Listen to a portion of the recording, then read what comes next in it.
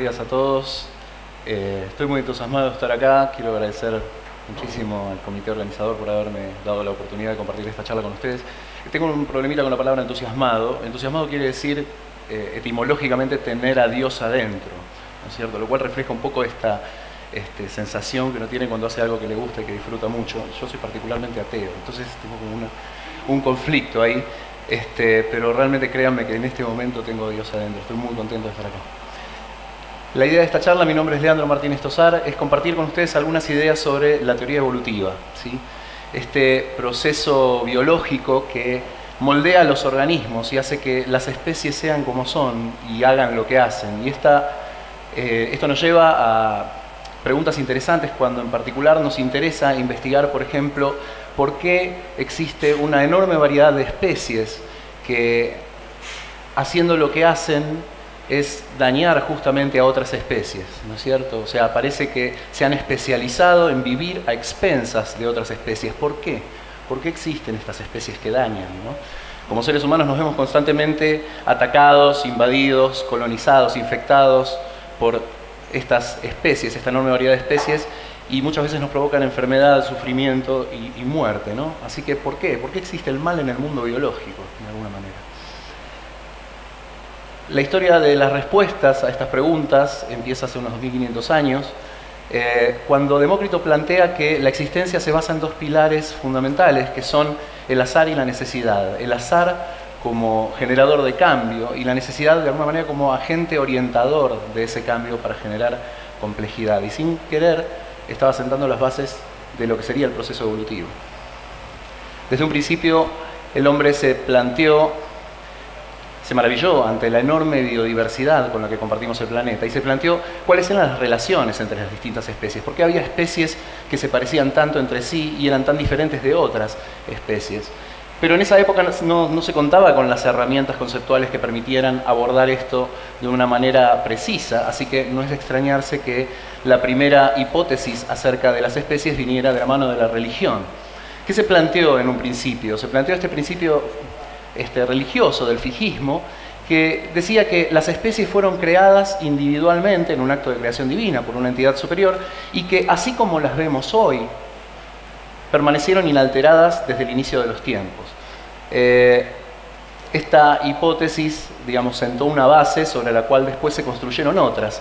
Por ejemplo, la primera teoría científica evolutiva la planteó Jean-Baptiste de Lamarck, un naturalista francés, que dijo que, en realidad, independientemente de cómo hayan sido creadas las especies o cómo hayan aparecido en la Tierra, las especies van cambiando a lo largo del tiempo y la forma en que la vemos hoy no fue como eran al inicio. Este transformismo plantea que los organismos son quienes cambian a lo largo de su vida en el afán de responder mejor a los desafíos que les presenta el medio ambiente. Los organismos tienen un deseo intrínseco de mejorar su calidad de vida y en respuesta a esos desafíos de esa manera cambian. Y lo más interesante que plantea Lamarck es que esos cambios son heredables a la descendencia, pasan a la descendencia. Básicamente Lamarck planteaba la herencia de los caracteres adquiridos durante la vida. Y hoy sabemos que las cosas no funcionan de esa manera, ¿verdad? Perdón. Porque si las cosas funcionaran así, el hijo de un fisicoculturista directamente nacería musculoso, forzudo, y el hijo de un trompetista nacería cachetón. Y si bien los descendientes conservan características de sus progenitores, sabemos que estas características no son las que adquirieron durante su vida, son características con las que antes contaban. Charles Darwin planteó una teoría bastante definitiva, si bien sufrió modificaciones a lo largo del tiempo, acerca de la evolución de los organismos y planteó esta hipótesis, esta teoría, en su obra cumbre, El origen de las especies, en 1859. Lo que planteaba Darwin era que las especies que se parecen entre sí comparten características porque derivan de un antecesor común cercano en el tiempo. Así que la distribución de las relaciones entre las especies sería más bien la de un árbol, en donde todo conduce a antecesores comunes, cada vez más atrás en el tiempo, hasta llegar a un único antecesor común a todas las especies que pueblan el planeta, y que se estima se originó, o sea, empezó su existencia hace aproximadamente unos 3.500 millones de años. Esto nos permitió un marco conceptual para establecer relaciones de parentesco entre las distintas especies y poder construir esta especie de árbol genealógico, ¿no?, que conduce a este antecesor común único que está tan atrás. Darwin planteó su teoría de la evolución como dependiente de dos pilares, apoyada en dos pilares: el pilar de la descendencia con variación y de la selección natural. ¿Qué quieren decir estos dos conceptos? La descendencia con variación básicamente plantea que en el proceso reproductivo de un organismo se genera una descendencia que es similar a ese organismo porque carga información que es heredada. Y este proceso se repite a lo largo del tiempo y tenemos, por ejemplo, especies actuales como las bacterias que se replican, o sea, dan descendencia exactamente igual o casi exactamente igual a los progenitores. Pero ocurre que eventualmente aparece un cambio. Este cambio es una variación que hoy sabemos está impresa en el ADN, es decir, en la molécula de la herencia, y justamente como está impresa en la información hereditaria, este cambio va a ser heredado también a la descendencia de ese organismo, de ese individuo que incorpore ese cambio. Esto a la larga, repetido muchas veces, nos va a generar una población en donde los individuos son diferentes, si bien siguen siendo de la misma especie, cada uno tiene sus peculiaridades, cada uno tiene sus características personales, y nos genera una población heterogénea. Sobre esta población heterogénea es que actúa el otro pilar de la evolución, que es la selección natural. La selección natural está representada por un desafío del ambiente que va a eliminar a algunos miembros de la población, pero va a permitir la supervivencia de algunos individuos que cuentan con las características impresas genéticamente que les permiten superar este obstáculo. Y por supuesto, como esto es información hereditaria, la descendencia de ese organismo que superó el obstáculo va a conservar esas características. Y esto, extrapolado en el tiempo, nos lleva justamente al cambio en las especies, al cambio en los organismos. Ahora, este proceso da lugar a numerosos errores de interpretación, incluso hasta el día hasta el día de la fecha, porque tenemos comentarios actuales de personalidades de mucha exposición, como el Papa Emérito, que cuando estaba en su cargo dijo una frase que está representada acá, dice: los seres humanos no son el producto del azar y el error. Ante todo tengo que decir que estamos totalmente de acuerdo. No es eso lo que plantea la teoría evolutiva. Él lo dijo refiriéndose a la teoría evolutiva, ¿no? La teoría evolutiva no plantea que el caos genera orden per se. El caos no genera orden per se. El azar no es un agente de generación de complejidad. Y para ilustrar lo importante que es el otro pilar, la selección natural, vamos a hacer un experimento imaginario planteado por Richard Dawkins en uno de sus libros, un gran divulgador de la teoría evolutiva, y es: sentémonos al lado de un chimpancé que está tecleando en una máquina de escribir, que tiene teclado QWERTY, y esperemos a que este chimpancé, tecleando al azar como teclea un chimpancé, genere una frase de Shakespeare. ¿Cuánto tiempo creen que tendríamos que esperar para que este chimpancé generara una frase de Shakespeare? Como nos imaginamos que mucho, vamos a apelar a una simulación informática que genere frases al azar, y generando una frase al azar por segundo nos llevaría aproximadamente unos 3.000 trillones de años llegar a ver una frase de Shakespeare. Este es el producto del caos, este es el producto del azar. El azar no genera complejidad, y si lo hace tarda mucho tiempo. Ahora, si introducimos el factor de la selección en la ecuación para asemejar un poco más la cosa como ocurre en la evolución, imaginemos ahora que cada vez que el chimpancé teclea un carácter correcto en el lugar correcto de una frase de Shakespeare, y la próxima vez le damos una hoja que conserva ese carácter ya agregado y solamente le permitimos trabajar sobre los espacios en blanco, el tiempo que tardamos en ver que se genera una frase de Shakespeare es dramáticamente más corto. Y este es el poder, si bien esto no refleja exactamente lo que pasa en la naturaleza, en el proceso evolutivo, esto ilustra muy bien el poder organizador que tiene el factor de la selección. Para asemejar un poco más las cosas a cómo pasan en la realidad, en la naturaleza, podemos echar mano de lo que se conoce como algoritmos genéticos. Los algoritmos genéticos son simulaciones que utilizan una representación del proceso evolutivo, tal y cual como ocurre en la naturaleza. En esta simulación vamos a simular un cuadrúpedo, una mesita con patas articuladas, y vamos a tratar de ver cómo se va generando la locomoción de este cuadrúpedo. ¿Y cómo vamos a hacer esto? Vamos a empezar con una población de 30 programitas, 30 series de comandos que manejan el cuadrúpedo, que están generadas totalmente al azar. Son comandos que mueven el cuadrúpedo virtual al azar. Ahora, de esos 30, vamos a tomar 4 programas y los vamos a probar uno a uno en su capacidad de manejar este cuadrúpedo virtual. Y luego vamos a hacer una tabla de puntaje a ver quién lo logró mover más lejos de estos 4 programas generados al azar. Los 2 peores, los que desplazaron menos al cuadrúpedo, los vamos a eliminar de la población y nos vamos a quedar con los 2 que más distancia lo lograron desplazar. ¿Qué vamos a hacer con esos 2? Lo que vamos a hacer es cruzar sus informaciones, mezclar sus comandos que habían sido generados al azar en una situación que representa de alguna manera la reproducción sexual, la combinación de genes de individuos diferentes para generar nuevos individuos.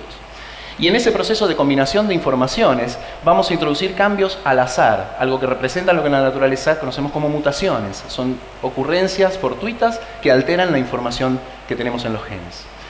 Con esa información vamos a generar 2 nuevos programas, 2 nuevos individuos que van a reemplazar a los que eliminamos, y vamos a devolver a los 4 programas a la población original de 30 y vamos a repetir este proceso. Como se pueden imaginar, como partimos de programas generados totalmente al azar y secuencias de comandos que no tienen ningún sentido ni ninguna intencionalidad, los primeros movimientos con los que vamos a ver que se comporta este cuadrúpedo virtual son bastante erráticos, ¿no es cierto? Son descoordinados. Pero a medida que dejamos al programa correr, la iteración de este proceso se va perfeccionando, o sea, va de alguna manera conservando aquellas unidades de información en los programas que mueven al cuadrúpedo más lejos. Y si seguimos avanzando en el tiempo,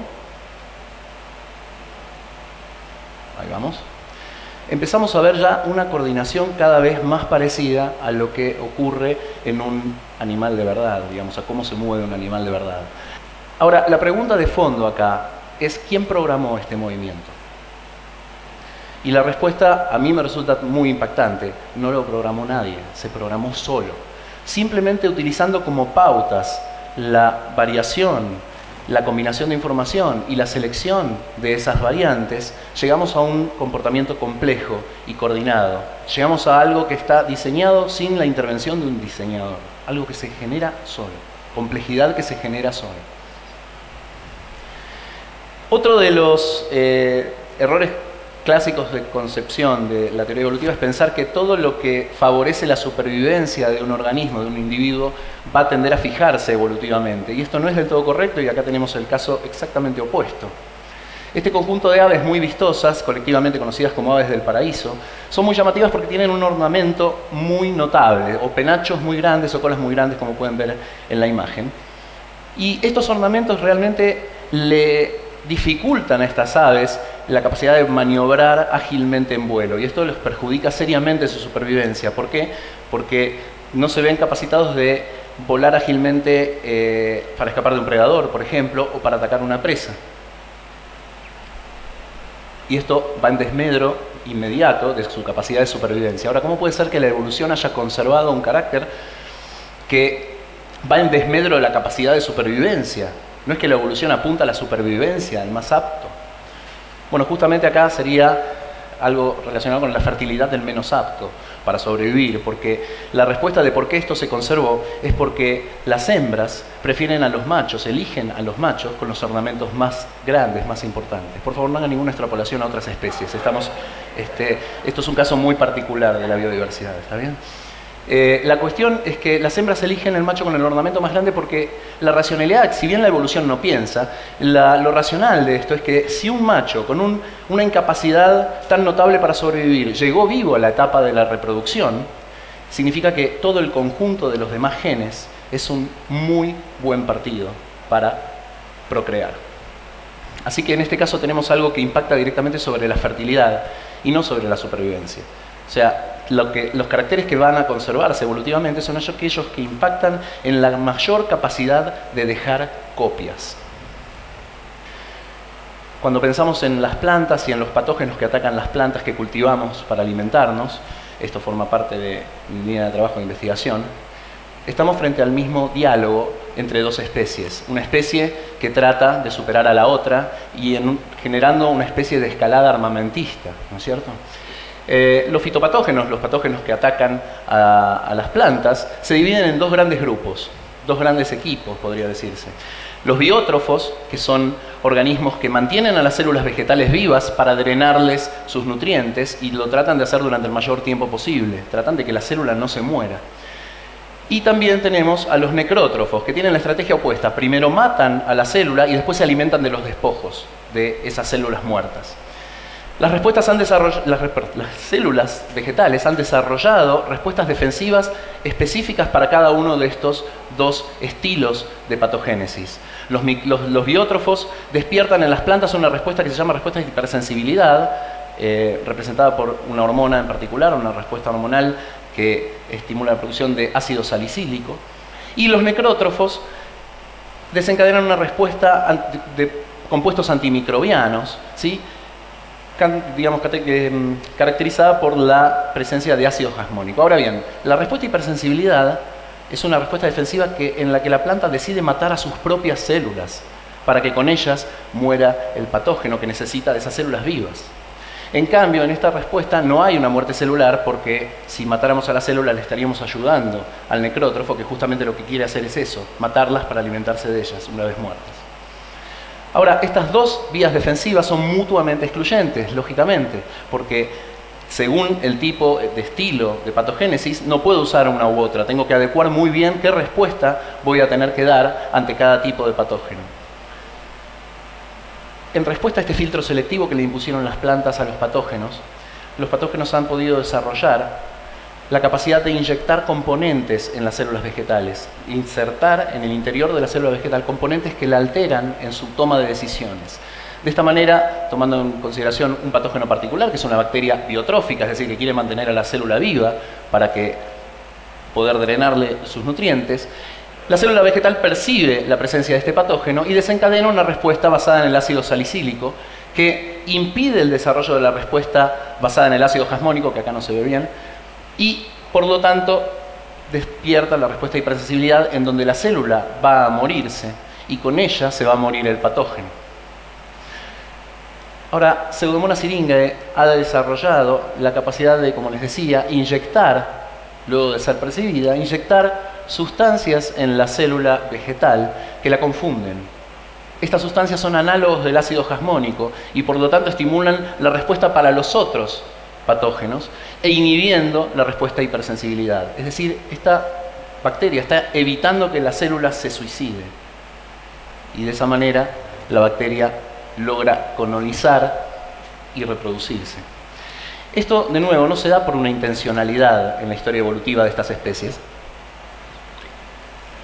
sino que simplemente cuando aparece un filtro selectivo, aquel individuo que está capacitado para saltear ese obstáculo, ese que sobrevive, se reproduce y termina dominando la población, y ese que terminamos viendo en nuestros días. Así que, volviendo a la pregunta original de por qué existe el mal en el mundo biológico, por qué existe un patógeno, es básicamente porque es la mejor máquina con la que cuenta la naturaleza para generar más copias de ese patógeno.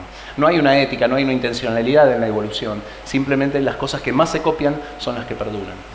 Así que, de ahora en adelante, digamos, cuando nos miremos al espejo, está bueno plantearnos que somos el resultado de 3.500 millones de años de evolución, ¿sí?